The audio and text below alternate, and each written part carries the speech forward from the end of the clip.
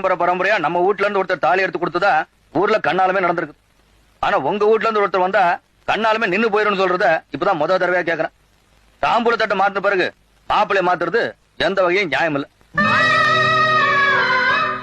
சம்பந்தியம்மா சொன்னாங்க, அன்னைக்கு ஆசைப்பட்ட பொண்ணதானே தாலி கட்ட போற நேரத்துல வேண்டாம்னு சொன்னாரு. நாளைக்கு என் பொண்ணு கழிச்சு தாலியை கட்டி கல்யாணத்து பிறகு வேண்டாம்னு சொல்ல மாட்டாருன்னு என்ன நிச்சயம்னு கேட்டாங்க. அவங்க சொல்றது நியாயம் தானே? இவர் எப்ப எப்படி மாறுவோன்னு யாருக்கு தெரியும். இது வரைக்கும் நான் அவர்கிட்ட எதுவும் பேசுறது இல்ல. இப்படி பண்ண அப்படி பண்ணுன்னு எதுவும் கேட்டதும் இல்ல. இப்ப முறையா அவர் ஒண்ணு கேட்க போறேன். இதையாவது பண்ண முடியுமான்னு கேட்டு சொல். என்ன செய்யணும் சொல்லுங்க. இவரால அந்த கண்ணாலுக்கு எந்த பிரச்சனையும் வராது. நீங்க பார்த்த மாப்பிள்ளையோட உங்க பொண்ணு கண்ணால் நடக்கும்னு சம்பந்தியமாட்ட வாக்கு கொடுத்துட்டேன். அந்த வாக்கை வேற காப்பாற்ற சொல். அப்படி பண்ணாத இவன் என்ற புள்ள